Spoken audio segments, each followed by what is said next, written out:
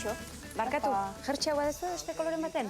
Ba, ez dakit ez dut etxen amelan, baina bueno, Ana Goitianaz, modako blogaria. Ana Goitia naiz eta moda blog bat jarri nuen martxan orain dela 5 urte. Moda konjuntoak proposatu eta neure buruaren argazkiak erakusten ditut bertan.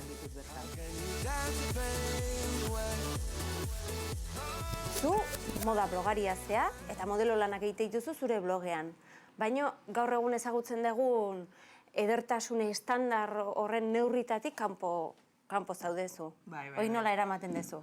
Ondo, normal. Nik azken finean normalitate batera heltzeko asmoakin, nik uste dut hortik abiatu nintzala, hori normalitate bat erakusteko, ez beti kanon bat daukagu eta beti argala eta oso rektuen eta basagaitxik ez naz aurkeztuko nina izen moduko, ezen nire moduko asko daude kalean be bai. Horregatik jentiari gustatzen jako bloga bizitatzea, ez? Ikusten dago pertsona normal bat, ropa normalekin, permitidu aldoguna gehienok edo danok eta ideiak hartzeko ondo dagoelako. Inoiz esan dizute ausarta izan zehala?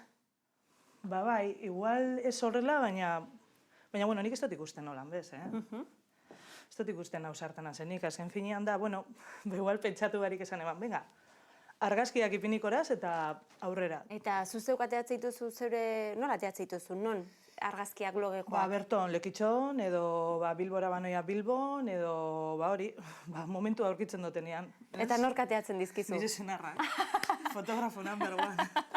Modeloak ikusten dituzunean zu, 59, hori asko da. 59-50 kilokoak, inbidia emate dizute, edo? Ez. Hombre, ez jaten inportako neupe kilo batzuk itxia, ez? Da horretan nabil, ez? Pidizua galtzen.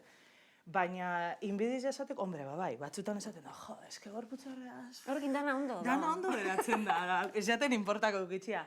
Baina, inbidia sana esaten dana. Hor dago gakua, bakoitza dan modukua admititzia, ez? Claro, eta hori ondo eta humoreak ematia, guztoa. Nahi berdina gertatzen zait 1,80 dian eskakin. Inbidia berdina. Bakoitzak ez daukaguna nahi izaten dugu. Eta komplexuik eta izan duzu inoiz? Bai, eta bai, hombre. Beti, konplejuak ez daukon pertsona bat arrarua da. Alegindu behar garina da beti aldanik eta etekin honena ataratzen gure gorputzari. Zuri ze gustatzen jatzu zure gorputzetik? Ez dakit, titiak. Titiari aldanik eta gustatzen ez jatzuna disimulatzen. Eta zure bloga bisitatzen dutenek ze esaten dizute gero? Itxuragatik edo emakume asko egongo dira baita edertasun estandar horietan sartzen ez geanak bloga bisitatu eta identifikatua sentituko dianak, ez da? Eta ez bakarrik lodizak nire moduan, argalak, txikinak, altuak, zabalak, estuak, danetik. Asko idazten dutzu eskerrak emoten, eskerrik asko moda erakusteagatik, 56 tailatik aurrera, eskerrik asko erakusteagatik, naiz eta lodiak izan, guapa joateko aukera daukagulako, eskerrik asko mundu bat zabaltzeagatik, eta ja horregatik bakarrik nik uste bloga zabaltzea merez izan dabela. Ana, eguzkilore bitxidendak fitxatu zaitu bere katalogorako. Hoi zer da, zure blogaren arrakastaren ondorio bat?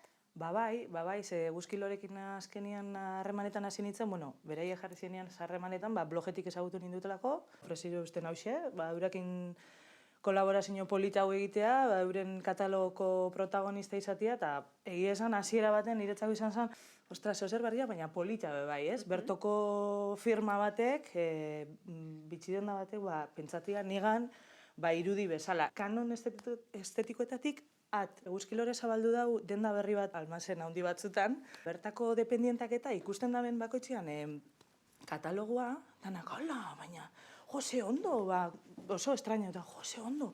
Noriz tipintzen dabela pertsona bat ez dana hori, ez? Esaten da, 80 hortik kanpo, ez? Ana, zuretzako, zer da pertsona eder bat? Pertsona eder bat ikuste dela, beren burua maitatzen dabena, beren buruari etekina ataratzen dakiena eta beren buruakin ez jakona inporta bestiak zer esaten daben. Eta badaukazu ideia bat, adibide bat, emango zeneake gizon edo emakume eder batena? Hasiko gara tipiko Brad Pitt batetik,